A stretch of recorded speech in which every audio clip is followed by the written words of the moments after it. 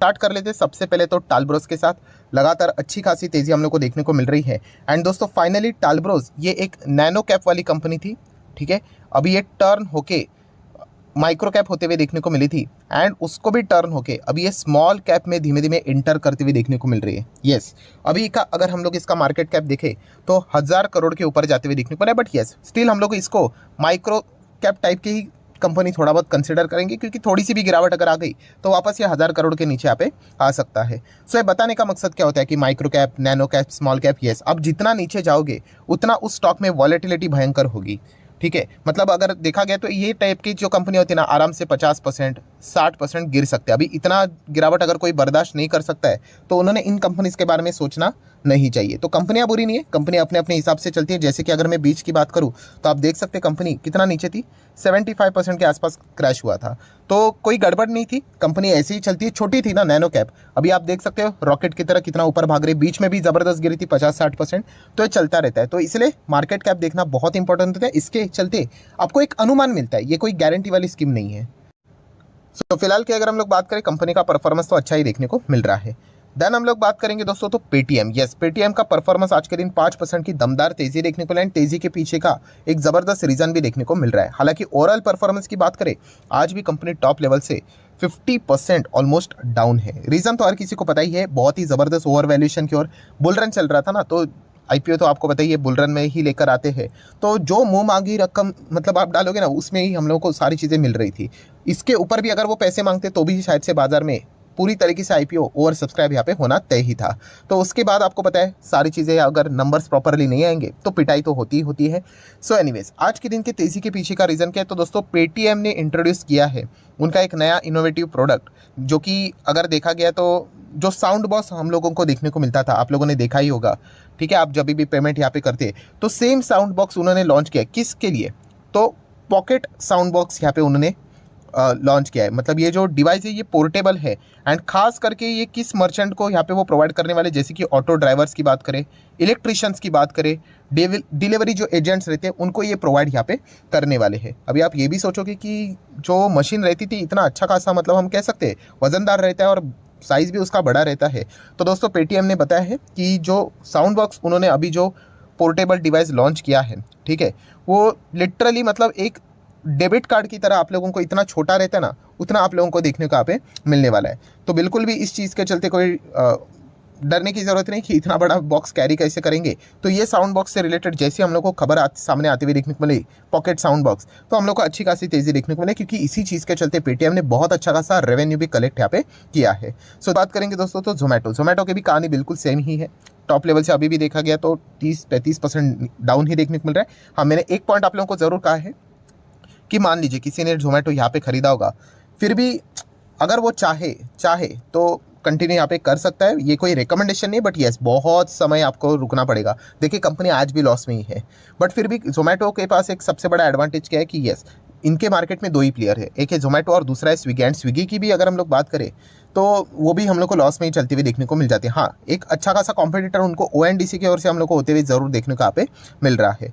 सो फिर भी अगर देखा गया तो जोमेटो का जो परफॉर्मेंस है हम लोग को लॉन्ग टर्म में धीमे धीमे करके इंप्रूव भी होते हुए देखने को मिलेगा। क्योंकि अगर हम लोग बात करें आने वाले समय में, आपको पता ही है जो वर्किंग नेचर रहता है, हर कोई अभी हम लोग को काम करते हुए देखने को मिल जाता है। तो इसके चलते क्या होता है कि अलग अलग रिपोर्ट सामने आई थी, तो बताया जा रहा है कि जो अर्बन सिटीज़ रहती है वहाँ पे हम लोग को ज़्यादातर करके लोग घर में खाना बनाने से ज़्यादा डिलीवरीज ही करते हुए देखने को यहाँ पे मिल जाते हैं। सो जितना ये चीज़ें आगे आगे करके बढ़ेगा तो हम लोग को यही चीज़ें बढ़ती हुई देखने को मिली, जिसमें जोमेटो अच्छा खासा बिजनेस कर सकता है। बट सेम चीज़ इसमें बहुत ज़्यादा टाइम लगेगा।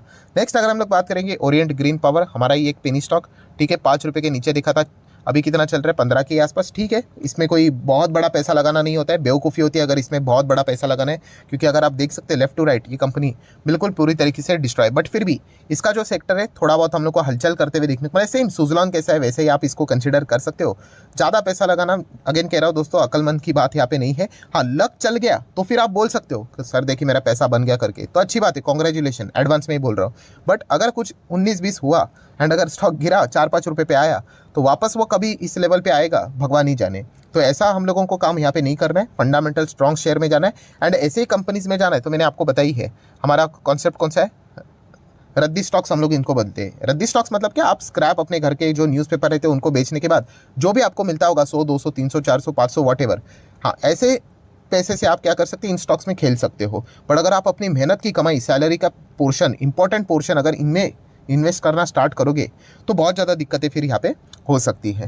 देन अगर हम लोग बात करेंगे दोस्तों तो Q1 का सीजन अभी भी जारी है, बहुत सारे बड़े बड़े कंपनीज के नंबर सामने आ रहे हैं एंड कुछ शॉकिंग नंबर्स भी हम लोग को देखने को मिल रहे हैं। जैसे कि बात करें नवीन फ्लोरिन इंटरनेशनल लिमिटेड, सो इस कंपनी के नंबर ड्यूरिंग द मार्केट देखने को मिले। नंबर्स में इतना कुछ जान तो है नहीं, बट ये कंपनी बहुत ही शानदार है। इतनी सेंचुरी लगाएंगे ये प्लेयर, बट कभी कभी होता है इनके नंबर्स इतने अच्छे नहीं आते, हमें बिग पिक्चर देखना होता है। मैंने इसके पहले भी कहा, ये बहुत सारे लोग ना भूल जाते हैं, ये लिखते ही नहीं। अभी लिख लो, एवरेज परफॉर्मेंस हम लोगों ने देखना होता है।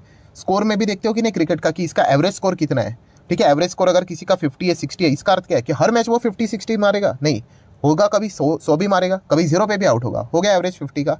तो ये चीज़ हम लोग को समझना है, एवरेज परफॉर्मेंस देखना है। वॉरेन बफेट जी ने तक ये कहा है कि हर क्वार्टर बाय क्वार्टर अगर आप नंबर देखते जाओगे तो आज तक ऐसा स्टॉक पैदा नहीं हुआ है जिसने हर क्वार्टर में अच्छा नंबर दिखा है, या फिर हर क्वार्टर को पिछले नंबर से वो बीट करके आगे ही जा रहा है। नहीं, कभी ना कभी ऊपर नीचे चीज़ें होगी। हमें एवरेज परफॉर्मेंस देखना है, काबिलियत देखनी है कि वो कितना अच्छा परफॉर्मर है। सो नवीन फ्लोरिन कमाल की कंपनी, कोई दिक्कत की बात नहीं। देखिए, इसका अर्थ ये नहीं कि कंपनी गिरेगी नहीं, क्योंकि 20,000 करोड़ का मार्केट कैप है, मिड कैप साइज की कंपनी, तो वॉलेटिलिटी भयंकर होती है। बट फिलहाल टॉप लेवल पे अच्छा खासा इसका परफॉर्मेंस देखने को मिला। 5 साल में 500% के यहाँ पे रिटर्न है। इसको कंपनी है क्या, यस, जो फ्लोरोकेमिकल है उसमें भी हम लोग को काम करते हुए देखने को मिल जाते हैं, अलग अलग रेफ्रिजरेटर गैसेस में भी है। बट यस, जो फोलोपॉलीमर कि अगर हम लोग कंपोनेंट की बात करें, आने वाले समय में उसका सेमीकंडक्टर में भी इस्तेमाल होने वाला है। ठीक है, तो इसके चलते ये कंपनी तो आपके रडार के ऊपर रहनी ही चाहिए।